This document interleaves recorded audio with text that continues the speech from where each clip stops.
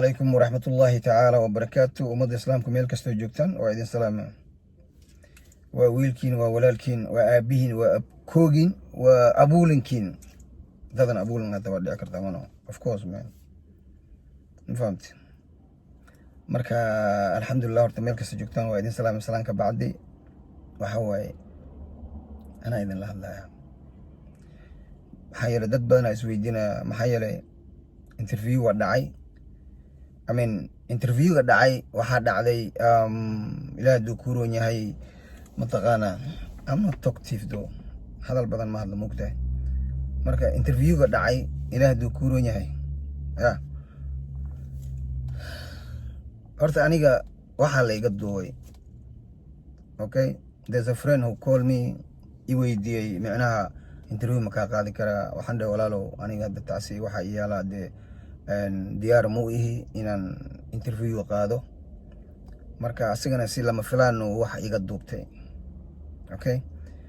okay marka aniga waxaan dhahay ilaa duu ku roon dee waxaan isla hadalnay AJ iyo Romeo waa dad walaalahayga ma fahamtay wana kalgaal isku baranay no problem marka waxa way day to day to like what's going on why so like we know what happened to you wax kugu dhacay situation so are you okay marka waxaan dhahay I'm okay alhamdulillah rabbil alamin that was Romeo then AJ maqalnay wuxuu dhahay new studio and jooga so like I'm sorry what happened to you that sort of thing marka waxaan dhahay alhamdulillah it's okay and I'm just chilling bro no problem man respect mafahmtay marka iyadoo saas tahay marka ninkan la dhoo Cabdixamiid dhahay ilaahay duu ku roon yahay waxaas wax ka jira malaha waxaa yeelay runta ilaaha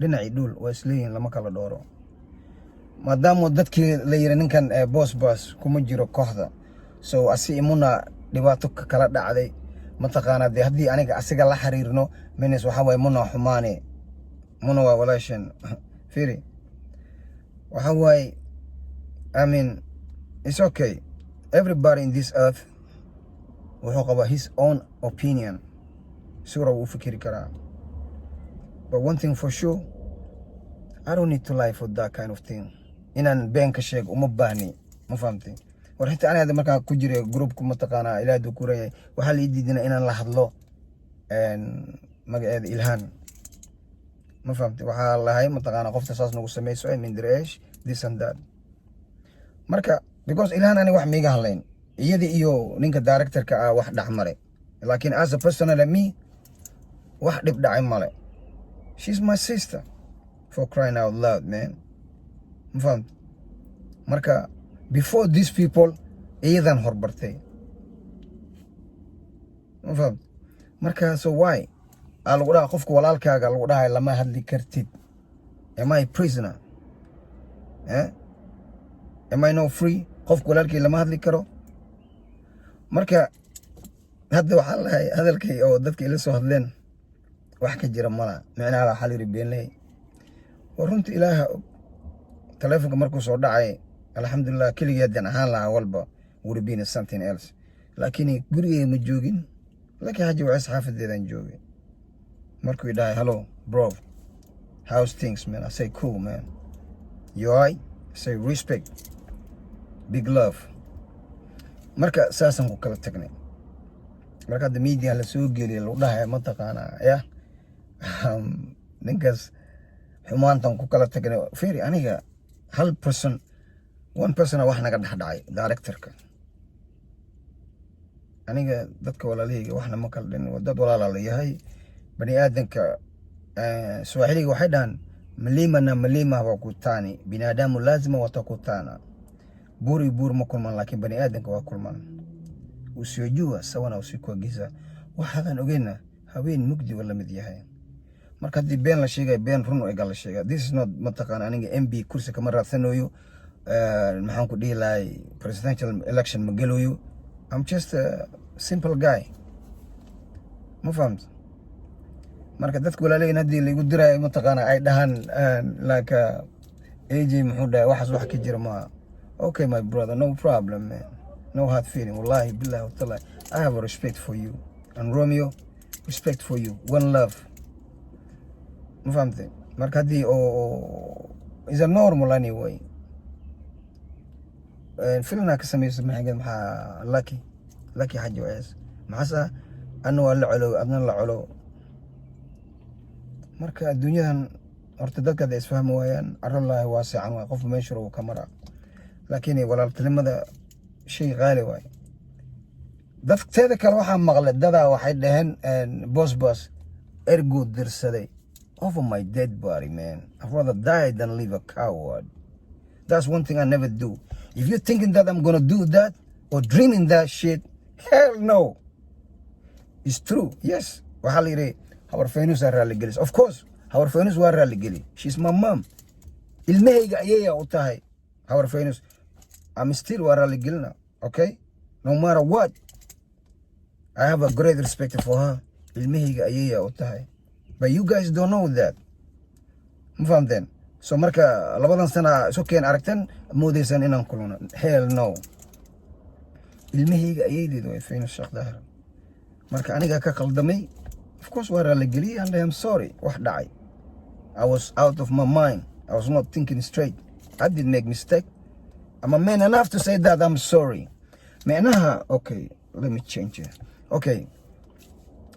Waxaan waa wacay iga raalaha waan dhahay khalada iga dhacay waxyaabo iga habooneen because uma qalanto waxaas inaan dhaho because waa ilmahayga ayeedeed ilmahayga ayeedeedu ma fahamtay for that reason an iyada apology u siiyay laakiin aniga waa soomanahay ilaaha subxaanahu wa tacaala ila og almighty Allah waa imaqlooya ma dhihin igala hadal directorka allahayka Allah nabigayga Muhammad oo deedi Yaasiin diinteyda furqaan ani waxaas ma dhihin laakiin media dada dhahay mataqaana oo boss horfaynusu la heshiiyay raali geliyay kadibna ergo u dirsaday in lagala hadlo directorka fiiri inna Allahu yarzuqu man yashaa bi khayri al-hisab wasoma ilaahi dartiisa usoma okay waa tukada ilaahi subhanahu wa ta'ala daraadiisa u tukada maxaa yeelay ilaahay hadduu wax isinay cid ii diidi karta ma laha ilaahay wuxuu ii diidana cid isin karta ma laha no matter what taas is my belief marka I'm sorry dadweynaha ka fikirayo ina aniga raali gelin bixinayo kooxdaas aan u noqonayo no sheekaas wax ka jira ma laha maxaa yeelay rasaq yaa dhiibo ilaaha dhiiba horteeda waa noolaa haddana waa noolana haddana waa noolay marka aniga laakiin walaalyaalo yaa la isku xaqdarnaanin aniga cidna ka hadgudbi maayo qof wax saan ma dhahayo laakiin waxa jira the fact is waxa weeyaan aniga been la iga sheegay meelaha iska jiro okay marka alxamdulilaahi rabbil caalamiin aan taagana aniga marka dadka walaalahaygana aan ka soo tagay walaalyaalo ilaahay ka cabsada ma fahamteen tan maanta waa adduunya birina waa aakhira ma fahamteen yesterday shalay aniga war walaashiya dhimatay Allah yarxama kismaayaa ku dhimatay habartiya dhashay waa dhimatay ma fahamteen miskiinta naxtina u dhimatay markaas yeesh waxa meesha wax jiro aniga maartay qof hadda aan bariyayo ama aan dhahayo wax saan ismay ilaah bisa wax ismeen kara bani aadam wuxuu ismeen kara aniga ii sheeg haddaan ku dhaho aniga waa xanuunsanay xanuunka ma iga qaadi kartaa ya marka waxa wax ii sameyn kartid male wax ilaahi ii sameyn waay adima ii sameyn kartaa hell no marka ilaaha wax kasta ii sameena tawakkal ala Allah wa kafa billahi wakiilan marka walaalahayga muddo ma soo gelin and kisto drama waxa iska jira marka iga raal ahaada ya marka de qof wuxuu roo aamino you have your own opinion ma fahamtay meeshan waxa way west side east side loo kala baxay waqtayno ya marka wallahi waa fahmayaa naftirkeyga qof oo salaan islaanteen aad dhayso hadana war qofkii never happen diinku wuxuu dhahay meesha lagu xamanay ilaahay ma joogin oo dhaa bal ilaahay was there though why and there is a witness when those conversation take place marka maanta waxa la dhooyaa lagu laa oo kooxda waxa u sharci ah kala qof hadda aan salaamay kooxda man ka amar qaadana Is that what you saying? Kooxda guriga ma ila joogtaa? Yeah? It's like you saying that even haddii rabo naagteed inaan la saxdo macnaha kooxdan weydinaa miya amarka qaadana. Is that what you mean? Do you know the meaning of afhayaan? What is afhayaan horta? Afhayaan wixii meesha maamulka ka dhacay aa ka hadasha laakiin waxyaabaha private-ka afhayaan shaqo kuma la because once I left the office or I left the crew, outside the crew, whatever I do it's my own thing. Afhayaan macnihiisa horta faham dami. Afhayaan macnihiisa waa maxay? Afhayaan ma aha xafiiska markaad joogtid shaqada macnaha waajibkaada gudanaysaa, okay? laakiin waajibka markaad gudatid gurigaada markaad tagtid war haddan rabo waxaan rabaan sameynaa shaqo oo koox ku shaqo leh ma aha. marka bal hadalkan ka fiirsada kasto waxay ogtahay like slavery thing stuff, man. We ain't slave though. marka hadii lagu dhahay hebel ma la hadli kartid, hebel ma la hadli kartid oo macnaha kooxdu ka baxay, that's fucking slavery thing. If you want to be guys slave side though, alhamdulillahi rabbil alamin. ده الكلام وعليه يحري ما ديدني. Did I say no? وعليه يحري. Okay? لكن حبسين هلا السيستم. اسبيتال واقلي. So what? Man? What's the problem? It's normal. marka asxaabta raala hada kasto waa Soomaali hadal badan mar ku dhaha. marka assalamu alaykum warahmatullahi ta'ala wabarakatuh. Wabillahi tawfiq.